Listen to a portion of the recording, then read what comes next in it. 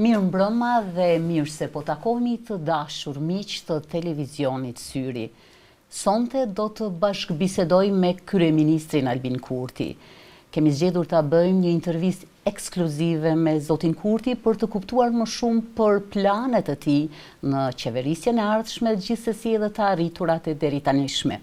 Mirë mbrëma dhe mirë se erdhët. Mirë mbrëma dhe mirë si u gjej. Faleminderit për mundësinë. Ju lutem. 5 vjetë qeverisje duket sikur shkuan shumë shpejt. Si do ta kishit përshkruar ju këtë rrugtim 5 vjeçar dhe a konsideroni se ka mbetur diçka pa u realizuar? Në fakt, sonte janë bërë fix 4 vjetë dhe 9 muaj, por nëse i marrëm edhe ata 4 muaj të Kurti 1, nga të cilat vetëm 50 ditë ishin me fuqitë e plota, atëherë bëhen pra 5 vjetë e 1 muaj, gjatë këtyre gati 5 vjetëve që jam në mandat, prej të cileve muajt e fundit natyrisht që prej zgjedhjeve të nënshkurtit, përkatësisht kur certifikohen rezultatet, janë muajt të qenit në detyrë si kryeministër, por jo edhe me fuqitë e plota. Mund të them që për më pak se 5 vjet i kishim 5 çështje, po 5 fjalë që e përmbledhin më së miri qeverisjen tonë: nanët, fëmia, veriu, bujqësia, ushtria. Pra, rritje ekonomike, 7 miliardë dhe gjetëm buxhetin, ekonominë e Kosovës e gjetëm 7 miliardë në vitin 2021, ndërkaq buxhetin 2,4 miliardë. Si vjet, ekonomia e Kosovës është 11 miliardë, buxheti 3,6 miliardë, vitin ardhshëm bëhet ekonomia 12 miliardë e buxheti 4 miliardë, andaj edhe kishim mundësi që të shpërndajmë, rishpërndajmë mirëqenien sociale. Kjo reflektua me mbështetjen për gratë, për nënat lehona, pastaj për fëmijët, dhe në mandatin e ardhshëm këto do të vinë duke u rritur. Tjetra ishte veriu i Kosovës, ku i mbyllëm 29 rrugë ilegale, luftuam kriminalet e të gjitha llojeve, sepse sundimi i ligjit nuk mund bëj kompromis me ata që ballafaqohen me fuqinë e shtetit të drejtë, dhe u mbyllën e u shkatruan laboratoret e drogës e të kriptovalutave, Banka Popullore e Serbisë, pastaj Posta e Serbisë, janë hapur në veri të Kosovës dikon rreth 820 biznese të reja që prej atëherë, dhe kemi një punësim prej afër 1100 qytetarëve atje, shumica dërmuese serb që janë integruar tashmë, dhe të gjitha zyrat ilegale u mbyllën. Paralelisht me këtë, investimet më të mëdha kemi pas në bujqësi edhe në ushtri. Në bujqësi mbi 300 milionë euro për 120.000 fermerë, me që rast edhe është rritur për 50% toka e punuar në Kosovë, nga rreth 81.000 hektar në mbi 121.000 hektar, por po ashtu edhe është shtuar produktiviteti, rendimenti, kemi subvencionuar hektarin për mbjellje të drithrave me 474 euro, ndërkaq hektarin për perime me 600 euro. Çmimi i litrës qumshtit para 5 vjetëve ka qenë 18 cent, tash është së paku 54 cent, pra 3 fishi asaj. Ndërkaq për ushtri kemi investuar në pajisje, armatim, më shumë se 100 fishin çfarë ka bërë qeveria para neve, mbi 430 milionë euro. Kur ka marrë në detyrë, FSK i ka pas më pak se 2300 ushtarë, tash i ka afër 5000 ushtarë, dhe në të njëjtën kohë dikur ka pasur vetëm 2 lloje të armatimit, ka pasur pushk Heckler edhe revolje Glock, tash ka mbi 40 sisteme të armatimit, në mesin të cilëve janë 3 lloje të dronave, dronat Bayraktar edhe Skydagger nga Turqia, dronat Puma nga Shtetet Bashkuara të Amerikës, pastaj janë 3 sisteme antitank, me të cilët ne po e pajisim ushtrinë tonë, është sistemi amerikan Javelin, është sistemi turk Omtash, edhe sistemi gjerman Panzerfaust 3. Këto janë vetëm disa për të treguar, disa të dhënat për të treguar se sa më të sigurt e më të mbrojtur jemi. Për bindjen tonë të fuqishme, siguria është edhe mundësia dhe garancia për begatin, por në anën tjetër edhe begatia është dobia dhe kuptimi i sigurisë, andaj edhe kemi këtë sloganin tonë siguri dhe begati. Kuptohet. Një varg projektesh të realizuara, megjithatë po e përmbyllim vitin edhe me një gjuhë të ashpër, ku edhe ju ishit caki shumë sulmeve. Pse kjo gjuhë polarizuese në shtetin tonë? Si e vlerësoni ju? Të them të drejtën, unë nuk besoj që gjuha polarizuese është problemi themelor i mungesës së bashkëpunimit midis partive politike në Kosovë. Shumë më tepër këtë shpjegojnë interesat e kundërta. Kur janë bërën kryeministër nga 11 terminale doganore që i ka Republika e Kosovës, vetëm njëra ka qenë e shtetit, ajo që është aeroporti ndërkombëtar i Prishtinës Adem Jashari, 10 tjera patën qenë të privatizuara. Tash i kemi kthy 8 të shtetit, 3 të mbeturat të privati kthehen në pranverën e vitit 2026. Unë besoj që janë interesat e kundërta. Ne kemi qepur thesin si buxhet dhe kemi thurur gardhin si kufi, por kjo nuk i ka konvenuar dikuj dhe andaj kemi këtë gjuhën e ashpër, e cila e ka intoksikuar mjedisin, po besoj që do të kaloj kjo fazë dhe viti 2026 do të jetë vit më i qetë. Arsyeja tjetër i animozitetit dhe i polemikave të ashpra është se ne nuk arrinim të konstituonim institucionet sepse ishim në prag të zgjedhjeve lokale. E tash që përfunduan zgjedhjet lokale vendore, besoj që gjërat do të shkojnë më mbar dhe mirë dhe njëkohësisht edhe më bukur e këndshëm. Faleminderit. Kur kemi parasysh faktin se na ndajnë vetëm edhe pak ditë deri në zgjedhjet e 28 dhjetorit, këtë herë duhet të kërkoni më shumë numra për shkak se janë diferenca e numrave që kërkohet në raport me zgjedhjen edhe të presidentit që do të jetë në pranverë. A do t'jeni më të hapur për bashkëpunime nëse kërkohen numra shtesë ose cilat janë ato planifikimet e juaja? Ne po kërkojmë numra shtesë pikërisht për shkak se nuk u bëj mundshëm bashkëpunimi. Fillimisht nuk e donin as raportin e Komisionit Verifikues për Mandatet, thosë se s'donin të bënin deputet. Më pastaj deputetët opozitar thanë që nuk e duan Albulenën për kryetari i kuvendit, më pastaj thanë nuk e duan votimin e fsheft.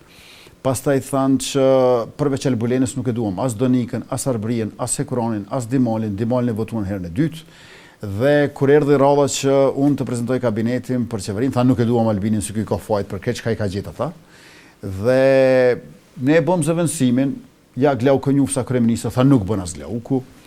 Pra në këto kushte kur edhe komunikimi ishte i vështirë, se lere më bashkëpunimi, nuk ishim çfarë të bënim, veç se të përgatitemi për zgjedhjet e reja. Shpresojmë që rezultati 28 dhjetorit dhe punojmë për këtë gjë të jetë shumë më i mirë sa rezultati edhe i 9 shkurtit kur ne dolëm fitues, se qartë se në Kosovë për të formuar qeverinë nuk mjafton të jesh fitues, duhet të jesh më shumë se fitues dhe ne këtë synojmë me 28 dhjetor sepse gjërat janë më të qarta se asnjëherë më parë.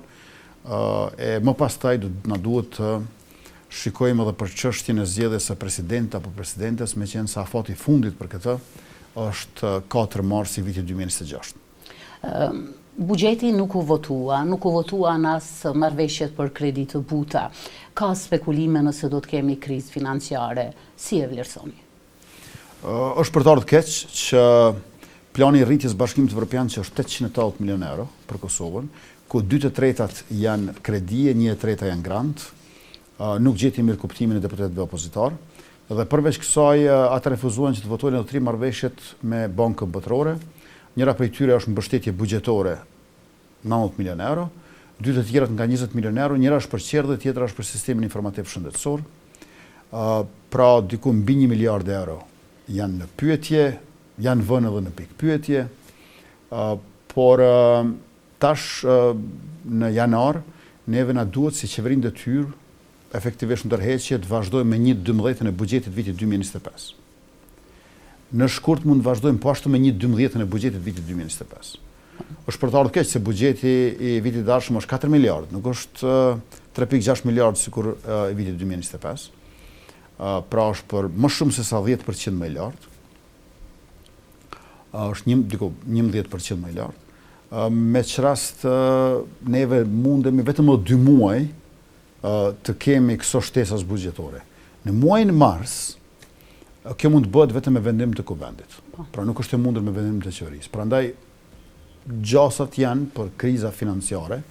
Aktualisht Kosova nuk ka as krizë ekonomike as financiare, po me obstruksione procedurale është synuar që të krijohet një krizë sociale. Por një krizë financiare mund ta kemi në muajin mars, veç se që gjërat të shkojnë shumë mirë. Është rëndësishme që konstituimi i kuvendit të legjislaturës 10 që del nga zgjedhjet e 28 dhjetorit të bëhet menjëherë në janar. apo me njerë sa të certifikohen rezultatet, sepse nga njëherë edhe në KQZ po vënohen, dhe më pastaj të kalojmë në tek qeveria. Asë një qeveri dhe asë një kuvend nuk janë formuar shpejt, sikur ato pas zgjedhjeve të 14 shkurtit vitit 2021, e unë uroj e besoj që ta kemi një situatë të tillë dhe mandej shkon gjithçka shumë shpejt.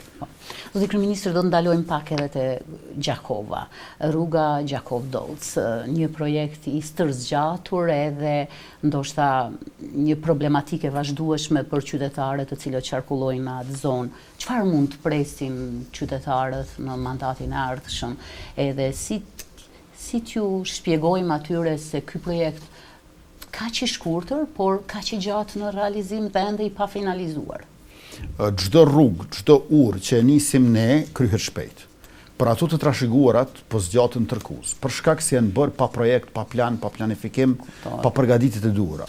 Dhe tazon kjo rruga Dolc-Gjakov, kjo ka nis pa projekt, se ka nis si premtim elektoral. Fiks. S'ka pas ura fare aty. Dhe tash neve na duhet t'i bëjmë këto edhe mbi kalimet, edhe kyçjet, nyjet, urat. Ka pas një shpronësim të viteve 70-ta, për të cilën është humbur dokumentacioni. Dhe të gjithë ju e dini shumë mirë që ka pas edhe arrestime për çështjen e kësaj rruge. Tash ne mbase marrim më shumë kohë kur planifikojmë dhe përgatitemi, po kur vije punat e përmbarimi jemi shumë më të shpejt. E kemi përcaktuar vijen dhe gjithçka që del jashtë shpronësimit të viteve 70-ta, ne po ashtu e që është e nevojshme çdo parcelë do ta shpronësojmë dhe në vitin e ardhshëm synojmë që ta përmbyllim këtë gjë, por edhe një herë po e ritheksoj, janë keq menaxhimet, mungesa e planifikimeve që na ka sjellë në këtë pikë. Përndryshe, në mandatin tonë kemi shtruar 700 km rrugë. Viti kaluar ka qenë vit rekord për shpenzim kapitali 654 milionë euro. Asnjë vit në mandatin e ardhshëm nuk do të jetë në 1 miliard euro shpenzim kapitale, dhe po ashtu i kemi 870 km rrugë nga mandati ynë që janë në ndërtim e sipër, por mbi 50% të tyre janë afër përfundimit, 100 km diku janë në veri të Kosovës për këtë. Pra, atë që e nisim ne e kryejmë shpejt. Atë që na kanë lënë tjerët për gjysmë, po zgjatet shumë më tepër sa të fillonim nga fillimi. Sidoqoftë, edhe kjo do të mbaroj, po Gjakovën e kemi në fokus për shkak të hekurudhës Prishtinë-Durrës që e ka segmentin Gjakov-Shkodër, për shkak të babajve të Bokës. Në Jahoz do ta kemi edhe fabrikën e municionit, do ta kemi edhe fabrikën e dronëve made in Kosova, dhe ju e dini që zona industriale, përkushtimi që kemi për prodhimtarinë do të reflektohet shumë Gjakov, 1 miliard euro do të japim për ndërmarrësit të cilët prodhojnë, në mënyrë që shteti të jetë garantues dhe atë mos kenë nevojë të lënë tokën stërgjyshore për shembull si hipotekë për bankat kur marrin kredi, shteti do të jetë garanci për ta. Do t'i dalim hakut Gjakovës për kontributin e madh të saj për kulturën, çlirimin dhe zhvillimin. Edhe diçka pa e përmbyllur, zotimet e para, cila do të jenë pas 28 dhjetorit, pas rezultatit të 28 dhjetorit, edhe na fol shumë shkurt për raportet për cilën qytetarët janë skeptik, raportet me SBA edhe BE. Sepse aty sikur e kanë theksin e diskutimit shumë shpesh. Vendimet e para që të marrë në mbledhjen e qeverisë janë së pari, natyrisht, buxheti për vitin 2026 4 miliard. Së dyti është ligji i ri për çmimet tavan, për produktet bazë, në mënyrë që shporta ushqimore e kosovarëve të jetë e përballueshme. Me datën 24 nëntor si vjet janë bërë 2 vjet, pra tashmë janë 2 vjet e 1 muaj që gjykata kushtetuese na e ka rrëzuar ligjin fillimisht, por ne do ta ribëjmë këtë, sepse është domosdoshme që të ketë tavan dhe të mos ketë abuzim me çmime. E treta është që t'ju mundsojmë veteranëve të ushtrisë shqiptare të Kosovës edhe të kenë benefitin edhe të punojnë, tash që po përmbyllet ky procesi për ato listat e fryera gjyqësor, ne do të kemi mundësi që të bëjmë hapin e radhës dhe veteranët e UÇK-s të mos kenë nevojë që të zgjedhin benefitin ose punësimin, mund t'i bëjnë të dyja. Vendimi tjetër do të jetë ai për pagën e 13 për të gjithë shërbyesit publik në Republikën tonë, do të ketë pagë të 13 dhe ajo nuk do të merret në fund të vitit, pas pagës së 12 ose me pagën e 12, por në fillim të vitit, Pra, shërbysit publik nuk do të numrojnë 1, 2, 3, 4, pastaj 10, 11, 12, 13, po 1, 2, 13. Në fillim të vitit do ta sillim pagën e 13. Dhe vendimi i fundit me 2 pjesë do të marrim është njëri për pakun për ballafaqim me inflacionin dhe vështirësitë e tjera, me që rast do të kemi mbështetjet e njëhershme për studentët, pensionistët, për fëmijët dhe për punëtorët e sektorit privat, ndërka që në anën tjetër do të bëjmë edhe subvencionimin e faturave kur kursehet energjia elektrike. Edhe vështirësinë që ndodhemi tani për shembull, nuk janë vështirësi të prodhimit të energjisë elektrike, nuk ka vështirësi keku, vështirësitë vijnë prej operatorëve të rrjetit.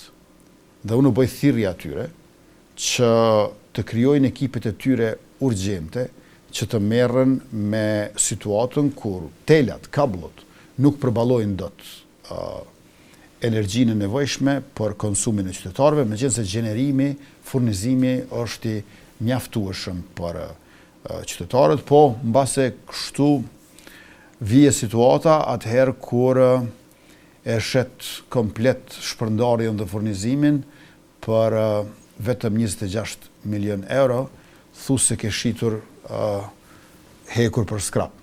Dhe këto janë pasojat pra të mbrapshtive të kaluara, por kushdo që kursen energji elektrike në këta muaj, në krahasim me muajt e njëjtë të vitit kaluar, ne do ta shpërblejmë. Ndërka që sa i përket raporteve me Bashkimin Evropian, mua më duhet të them që Bashkimi Evropian i hoqi masat të cilët kanë qenë gjithmonë pa drejta. Nuk është që tash gjendja ndryshoi drastikisht. Është vetë përfaqësuesi i lartë i Bashkimit Evropian në vitin e kaluar në tetor, Josep Borrell, si pa thënë që masat duhet të hiqen, dhe ato më në fundu hoqen, më mirë vonë se kur, ndonë se jemi shumë të vënuar, por ne jemi edhe një qeverisje e cila ka siguruar liberalizimin e vizave. Më herët keni pasur shampanjë për heqjen e vizave, por asnjëherë nuk janë hequr ato. E kësaj radhe u hoqën vizat, po pa nevojë për shampanjë. Kurse me Shtetet e Bashkuara të Amerikës, marrëdhënia kemi tridimensionale, zhvillim, diplomaci dhe mbrojtje. Mund të them që po ecin shumë mirë, sidomos në fushën e mbrojtjes, dhe unë jam shumë i lumtur për këtë, sepse po blejmë ta zëmë edhe sistemin syri i Shqiponjës, Hawkeye, siç quhet, pastaj po blejmë edhe Black Hawk apo skifterët e zi, helikopterët, e kështu me radhë. Bashkëpunimi me Shtetet e Bashkuara të Amerikës është pa shumë edhe në Gjakov, për shkak se nga babajt e bokës këtu, divizioni 28 i Këmbësërisë Ushtrisë Amerikane ka udhëhequr duke kontrolluar dhe komanduar operacionet e Defender 25 në mbar Evropën lindore, duke e vënë Kosovën në përgjithësi, e në veçanti Gjakovën në hartën e operacioneve dhe mbrojtjes strategjike të NATO-s në krahun lindor. Pra, marrëdhëniet me Bashkimin Evropian dhe Shtetet e Bashkuara të Amerikës nuk janë ndoshta gjithmonë të shkëlqyeshme, por janë shumë të mira. Ne duhet të kemi qëndrime edhe më të avancuara se ato kur është në pyetje interesi ynë shtetëror e kombëtar. Faleminderit shumë. Faleminderit dhe juve. Ndami këtu bashkë, ishte kjo tëra sa i përket intervistës ekskluzive me kryeministrin Albin Kurti. Natën e mirë.